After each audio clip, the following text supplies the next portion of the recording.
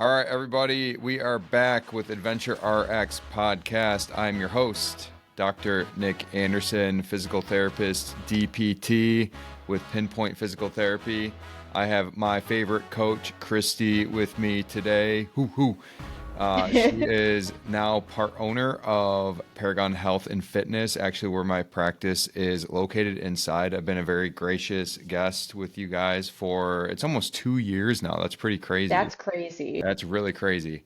Wow. And big time runner, big time fitness, obviously. And we're going to talk about, what Paragon is all about and some of this ultra marathon craziness you have going on, which Absolutely. is definitely different for most people. So I'd love to get into that and the why and the how. Welcome on the podcast. Thank you. I'm excited. I'm excited to talk about your practice as well. Yeah, for sure. So I've been inside Paragon for, I think it's about 2 years now, coming up in this spring. And, you guys are a very unique wellness and coaching setting, I would say. For those that don't know anything about Paragon, give us what you're all about. What's the mission statement? Yeah, so we're a personal training gym located in Rocky River, Ohio, and our focus is helping everyday people, just parents and professionals, build the strength to say yes to any challenge. And so that might be keeping up with their kids or training for their first marathon. A lot of times it's people that are also retired and maybe they're just trying to stand up from the floor again. I would say our mission is to impact as many lives as possible through evidence-based strength training and lifestyle management to aid longevity in a more sustainable way so that our community can live happier, healthier lives. Yeah, I love that. And the programming you guys do here is very unique. And I like how it cycles with Hmm. different goals into those macro cycles, if you want to call them that. Yeah, Can you explain a little bit about those macro cycles and how you incorporate them into someone's plan? totally. So I think that is definitely a key factor that separates us from most boutique or group fitness programs is it's not just that we're using weights and lifting, it's that we take them, our entire community, through different training blocks. So we have three different training blocks or macro cycles, you could call them. And those are strength, capacity, and hypertrophy. So very familiar to most of the, fitness and training world, but not so familiar to most of the group fitness setting. And then within those blocks, we have phases of training. So getting into more of our like micro or meso cycles. So like strength and hypertrophy, we usually give about 3 months towards, and then it depends how our population is adapting, but usually our work capacity cycles will be more like 4 to 6 weeks. Typically, we're trying to hit those twice a year because it's fun, it's a good change up, but our big emphasis is on hypertrophy and strength, which is definitely an underserved aspect of fitness in like the group training world. Yeah, I would agree. I think even in like the PT realm, personal training realm, coaching realm, I know in PT especially that we as a profession, we underload people.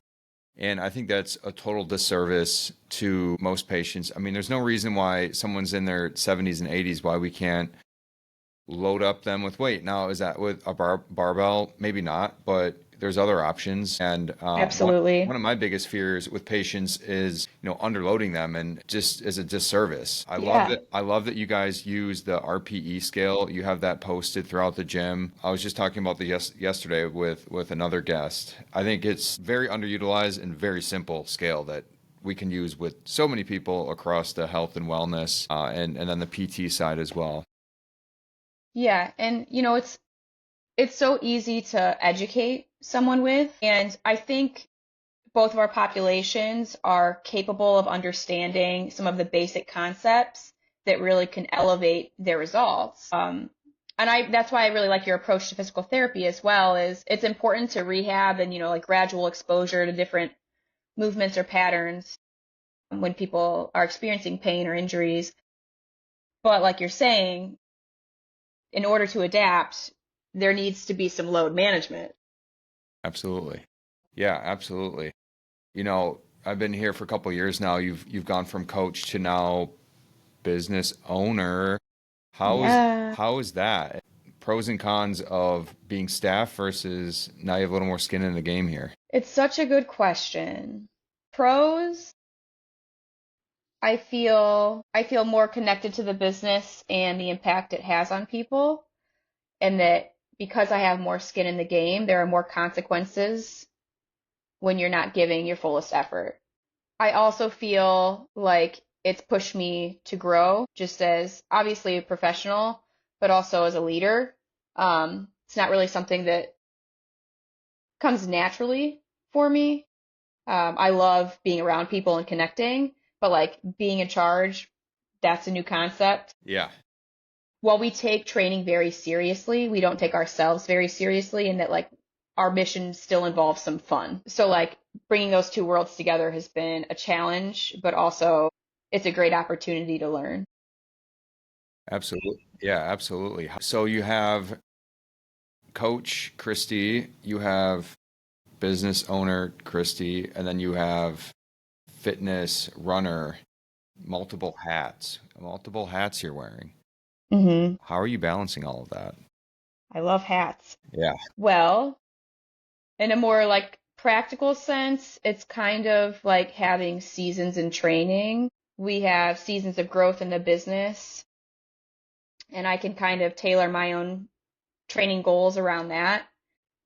If I know we're going to be understaffed or if I know that we're trying to really push for growth in a certain quarter, I'm not going to schedule an ultra marathon. I'm going to work around that. But also like simple things that I encourage my clients to do too, like time blocking, just using a Google Calendar and having it all sorted out. Of course, because it's running outside on trails, I have to pay attention to like the weather too. So right, the beginning of the week, I just have to be very organized. right.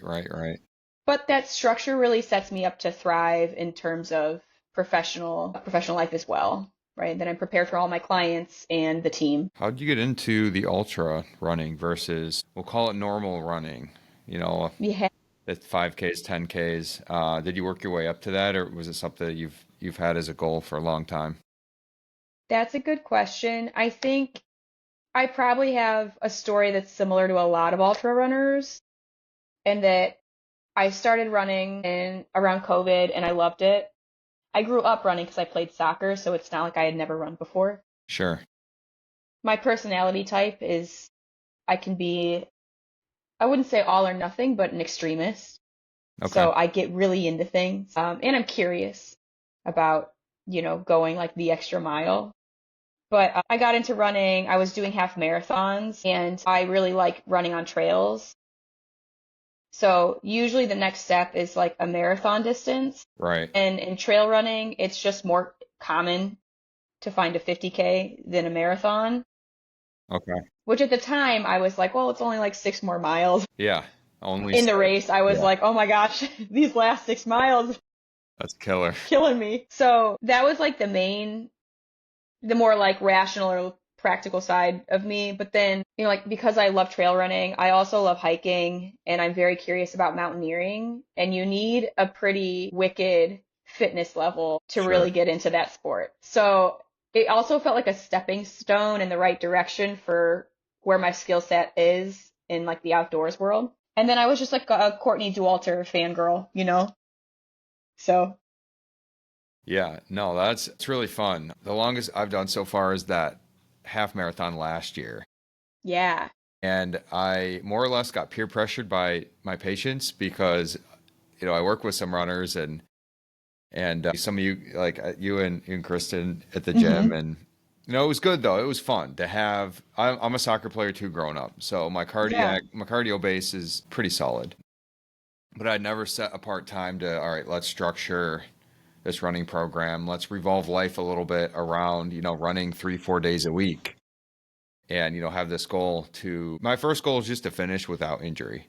So it was good. Negative split. I didn't take it easy, but I wasn't killing myself out there. So it was yeah. fun. I finished, and now I want to do another one. Exactly. It's addicting because Yes, it's fun. it's very fun. And I think doing how I did it, where I'm not going out and trying to set a world record. I just want to finish. I think most people that are interested in doing a race, whether it be a 5K, 10K, whatever it is, just going out, open mind, just trying to have fun. The community is usually great, right? Everyone's Yes. excited. Everyone's up early on a Friday, Saturday morning, and ready to roll. And the energy's everyone's buzzing. Yeah, it was fun, a fun experience. It was certainly, you get that high after when you're done, you get your medal and Yeah. you can go get some carbs in you, and yeah, it was a lot of fun. Yeah. I think which half marathon did you do? I did the towpath half in Okay. October. Yeah. What I love about road races is the cheering, like the Oh yeah. people on the side of the road cheering you on. It's so emotional. Yeah. No, it was really cool. And then you sponsored some races last year too, so you were in the community a lot. Yeah, I did. Last year I think I was out at between races and other events. I think I did 10, maybe 9 Wow, different yeah. events where I set up, and I like the smaller community events more than the really big events. Hey, kitty kitty. Yeah, I know she's But they're all fun. So, I set up, meet some people, help people recover after. It's great marketing for me, and I get to help the running community as well. yeah, But a lot of those smaller events are really fun. There's a few I have in mind this year that I hope to be back. We got to do the Hell on Hogs back. That's a really good one. definitely. I'm so down. Yeah, that'll be a fun one. Pete Nelson sets that up, and it's always for a really good cause, good fundraiser. Yeah, I love the structure. Do you have any races on your agenda this year? So I'm recovering from my PCL still, PCL tear. Mm-hmm.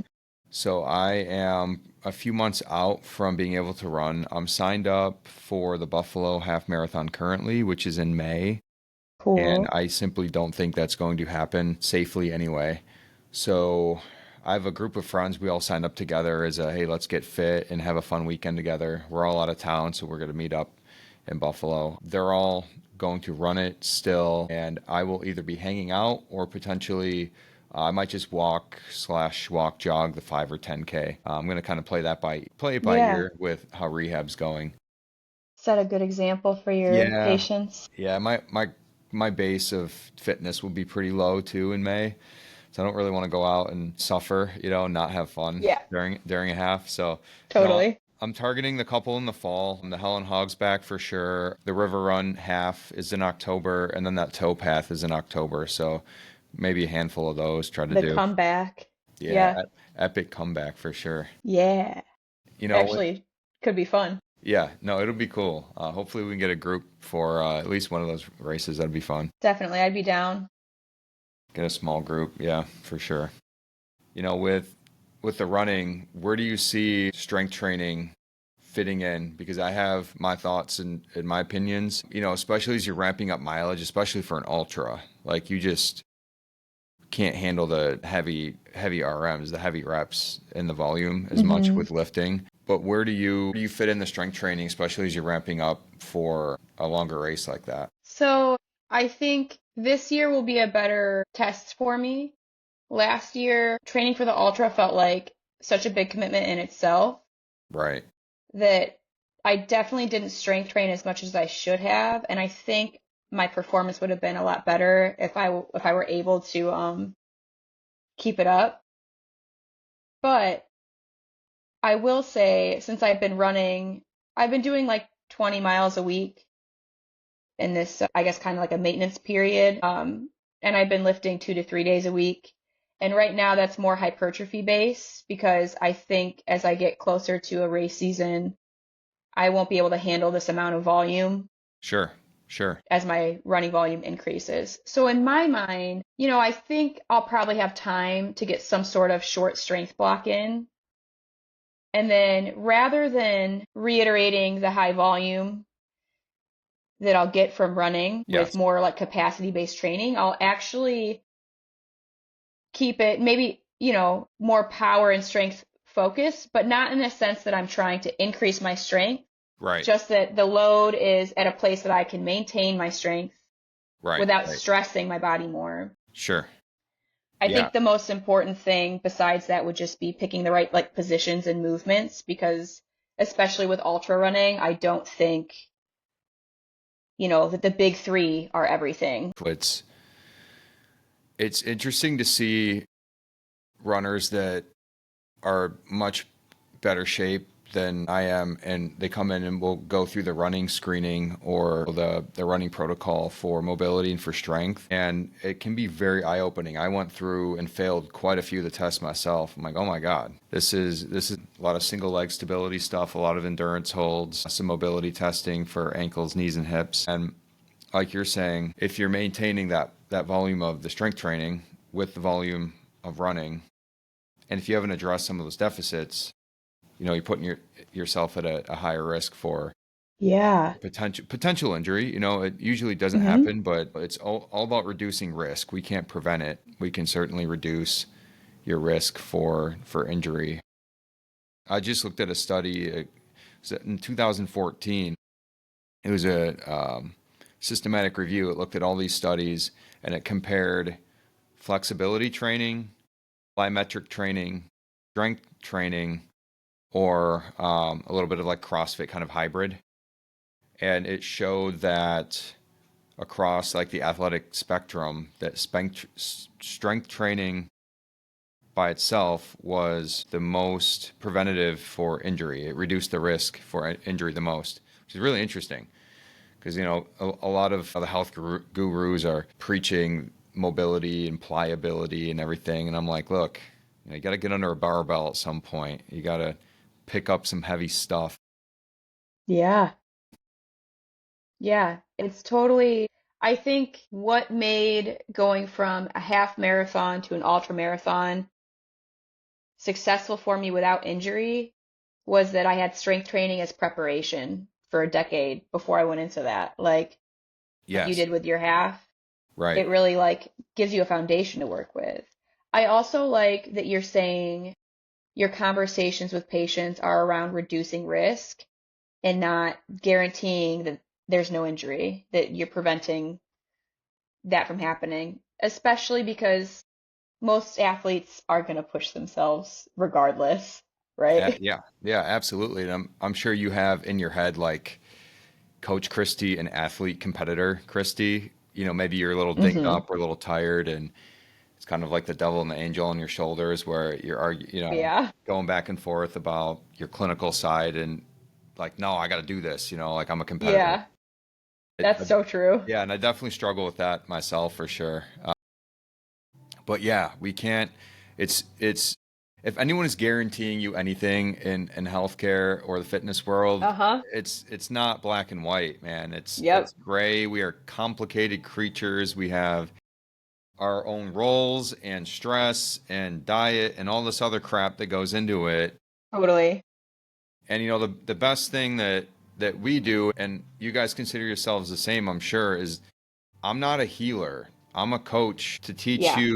to teach you the methods on how we can reduce pain or control, give you a locus of control, and then set yourself up for a healing state where over time things improve. Yes. Absolutely. I definitely agree with that. And I think anything that's presented as black and white or absolute is cause for suspicion, not trust. Yes, for sure. Yeah. Yeah. With social media being so attentive to, really capturing our attention, it's like the flash in the pan ads and these crazy health guru people that are, Hmm. having these really bold claims of, what the one thing I hate, I see PTs doing it all the time. Do this exercise, get rid of your low back pain. And it's like one exercise. Yeah.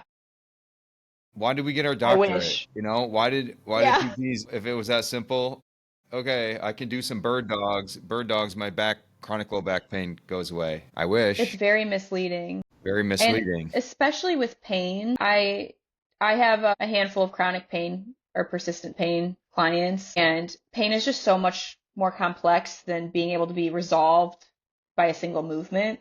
Right. And that can be psychologically just debilitating when you're like, oh, that didn't work for me. Like the pain's still there. Right. Now what? Yeah. Chronic pain is a topic that I wouldn't say I love it and passionate about it, but it's interesting to me in the fact that we don't have the answer still, Hmm. in healthcare. I mean, the answer is not opioids. It's not generally Hmm. not surgery. Conservative preventative can do so much. And it's almost a mindset or a mind shift that I try to instill in these patients that, yeah, you're in discomfort doing some, and you can't do some things, right? When things are flared up. But on those good days or the not as bad days, you're still doing a lot. You're able to go to the gym still. Is it 100%? No. But you're still out, you're doing it.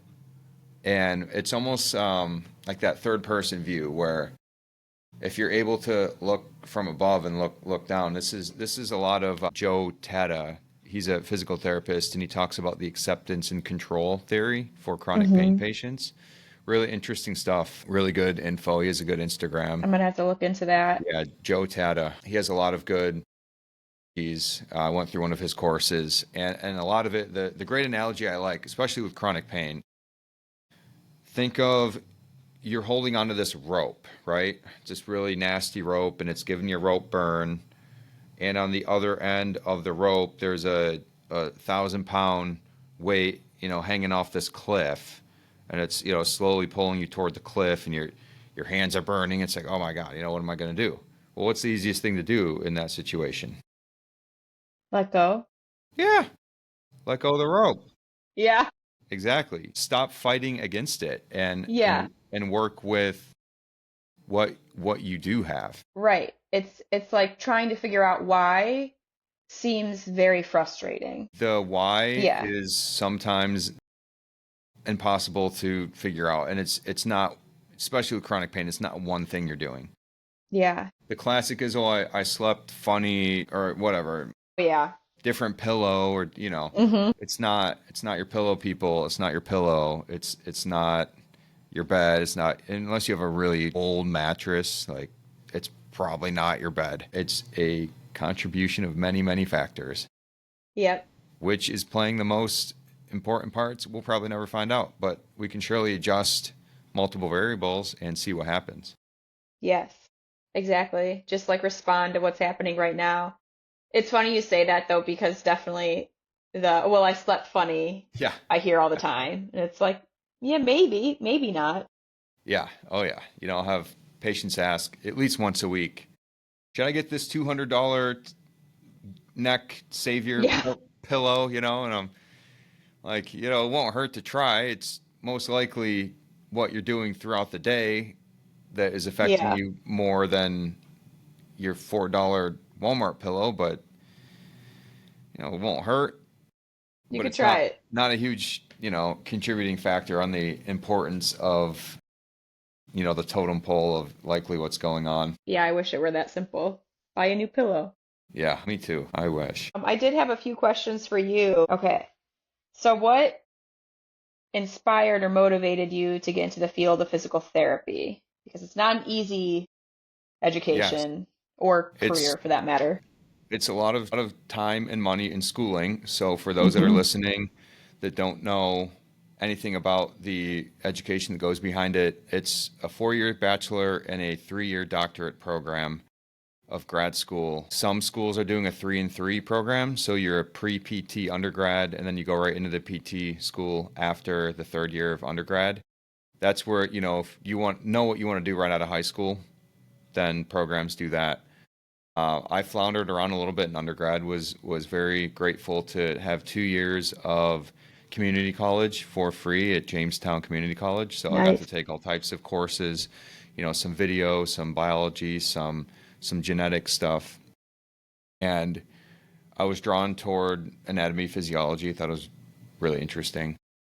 And kind of the typical story of most PTs is I had a pretty severe shoulder injury, which held me back from playing collegiate soccer there for a year. So I ended up getting surgery. I was a chronic dislocator. I got surgery on the shoulder to repair the labrum, and did PT for about a year. Probably not even. 6 months, ended up playing, have a successful final year of soccer in junior college. And about a year later, without really getting into fitness too much, I redislocated and retore everything. So the surgery only really lasted maybe 2 years, and I didn't rehab very aggressively because I just didn't know any better, you know? Mm-hmm. So that's when I started doing some self-research, and I dove into, I need to get stronger. I need to get a lot stronger. I need to work on my rotator cuffs. I need to work on rhomboids, lower trap, you know, posterior delt, start building the foundation of a stable shoulder, which Yeah. I never knew anything about. Even going to PT, you know, it was like little junk band rotations, and, you know, I didn't know any better. And I've had very minimal issues with that shoulder since, and That's wild. it's a work in progress. I work it twice a week still. I have to. But that kind of guided me into the healthcare realm, and I did some shadowing. And the best thing I ever did, and I tell this to high school students and college students, is spend at least a few days with people that are doing the job that you're thinking about wanting to do. So I spent a week with a physician assistant. I spent some time with physicians, with an optometrist, ophthalmologist, and some physical therapists. Okay. And you really, like, if you're with them all day for an 8 hour day, you'll know pretty quickly if you want to do this or not for the rest of your life. Right. And some of them were like, no, that's gross. I don't want to deal with gross Uh-huh. stuff. I'm good. So PT was a good blend of, hey, I think I can do this every day. It doesn't seem that stressful. I'm not going to seriously hurt people. And it's combining my growing love of the fitness and strength training. So it's just like a good Yeah. combo of, you know, right time, right place type of thing. Yeah.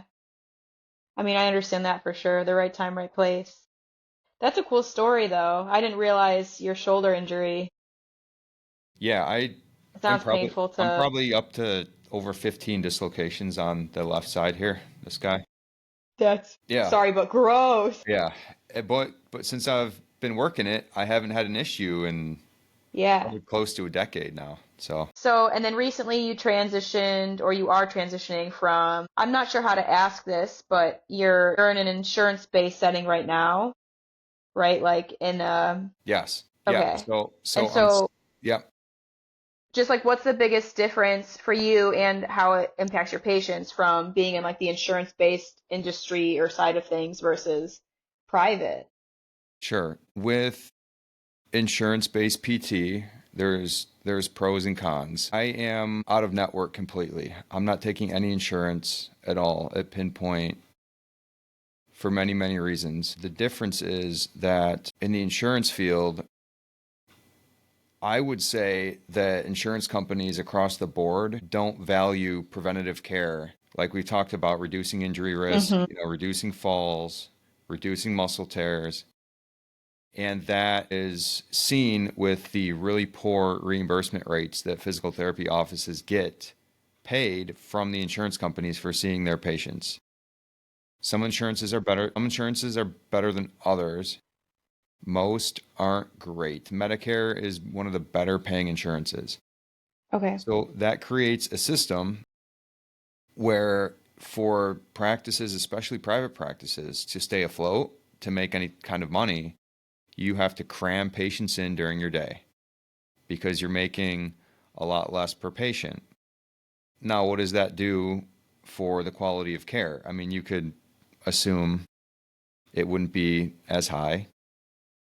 And what does that do to the therapist? I know quite a few colleagues, we're out of school now 5 years, and quite a few colleagues are already burnt out, which is really sad. Yeah. We've been out 4 or 5 years, you know, and they're good therapists.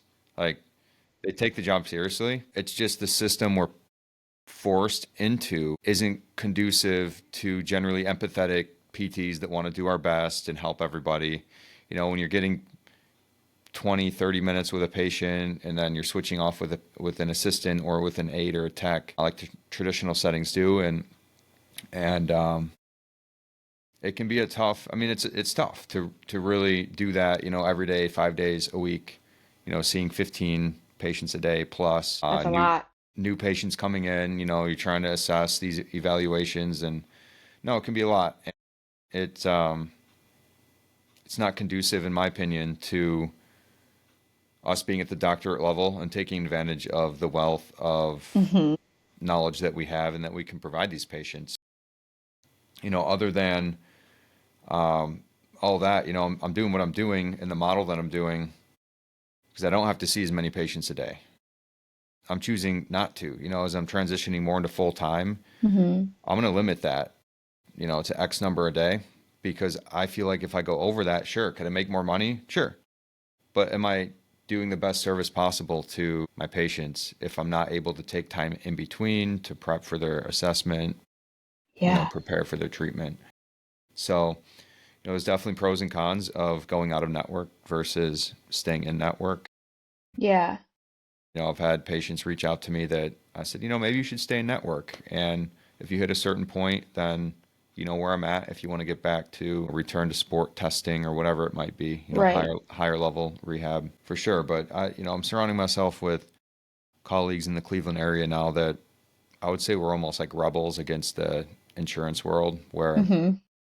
it's definitely becoming more common. And I think like massages and chiropractors have been massage therapists and chiropractors have been ahead of the game a little bit, where Hmm. it's more common to pay cash versus using health insurance or your HSA Yep. card.